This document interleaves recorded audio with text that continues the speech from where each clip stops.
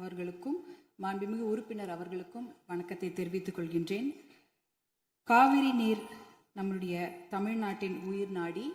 38 மாவட்டங்களில் 28 மாவட்டங்கள் காவிரியை நம்பிதான் இருக்கின்றன. 8 கோடி மக்களில் 5.5 கோடி மக்கள் காவிரி நீரை நம்பிதான் இருக்கின்றார்கள். காவிரி நீர் பார்த்தீங்கன்னா குடகு மலை, அதாவது கூர்களை கர்நாடகாவில் ஆரம்பித்து மேற்கு தொடர்ச்சி மலை வழியாக தர்மபுரி மாவட்டத்தில் தான் தமிழ்நாடுக்கு முதல்ல வருகிறது. தர்மபுரி மாவட்டம் பிலிகுண்டில் தான் அது உள்ள தமிழ்நாட்டுக்குள்ளே நுழைகின்றது. கிட்டத்தட்ட 800 கிலோமீட்டர் அது டிராவல் பண்றாங்க. அந்த காவிரி நதி பார்த்தீங்கன்னா 800 கிலோமீட்டர் கர்நாடகாவிலிருந்து தமிழ்நாட்டுக்குள்ள டிராவல் பண்றாங்க.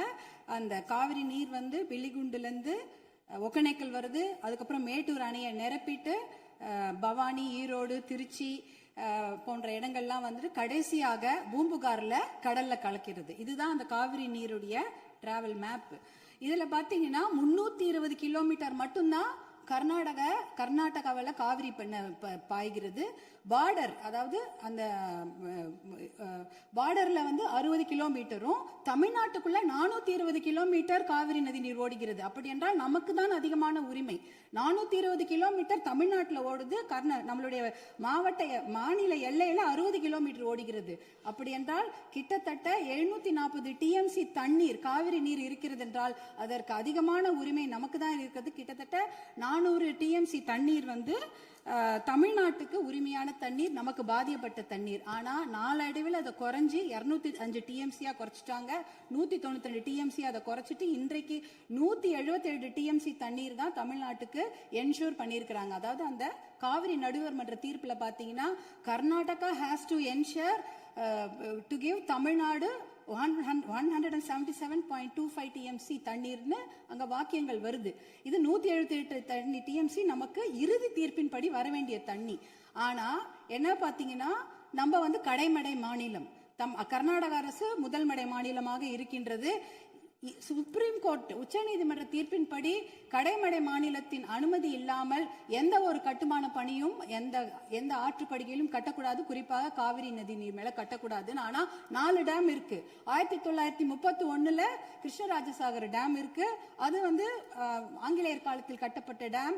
அதற்கப்புறம் 1970களில் 3 டேம் கட்டியிருக்காங்க. ஹாரங்கி, கபினி, ஹேமாவத்தின்னு. இந்த 4 டேமும் சேர்த்து இந்த அணைகள்ல கிட்டத்தட்ட 115 டிஎம்சி தண்ணீர் தேக்கி வைக்க முடியும். மேகதாட்டுல புதுசாக அணை கட்டினாங்கன்னா அதுல 70 டிஎம்சி தண்ணீர் தேக்கி விட முடியும்.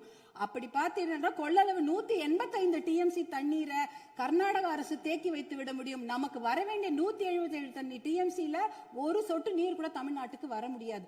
அப்படி என்றால் டெல்டா மாவட்டம் பாலைவனமாகிவிடும். குடிநீருக்கு மிகப்பெரிய பிரச்சனை ஏற்பட்டுவிடும். ஏன்னா 5.5 கோடி மக்கள் அந்த காவிரி தண்ணியை தான் நம்பி இருக்கிறாங்க. இதனால மிகப்பெரிய பிரச்சனை ஏற்பட்டுவிடும். அதுல பாத்தீங்கன்னா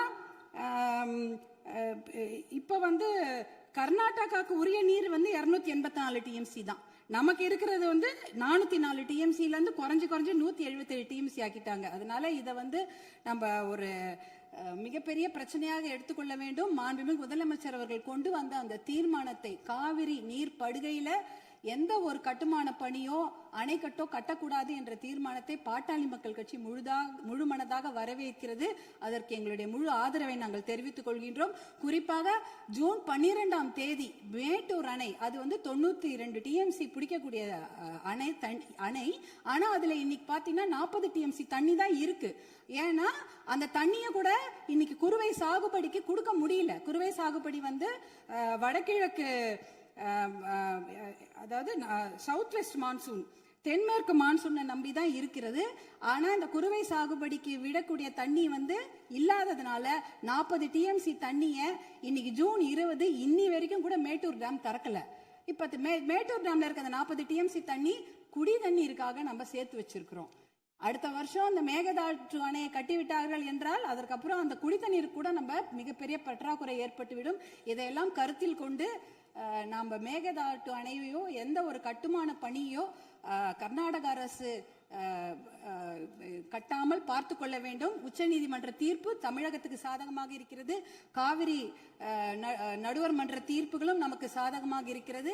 இதை நாம் முனைப்புடன் இருந்து தொடர்ந்து செயல்பட்டு இந்த மேகதாடு அணை கட்டுவதை தவிர்க்க வேண்டும். அதற்காக மாண்புமிகு முதலமைச்சர் கொண்டு வந்த இந்த தீர்மானத்தை பாட்டாளி மக்கள் கட்சி முழு மனதாக வரவேற்று ஆதரவளிக்கிறது. வாய்ப்பு கொடுத்ததற்கு நன்றியை தெரிவித்துக் கொள்கின்றேன். நன்றி, வணக்கம்.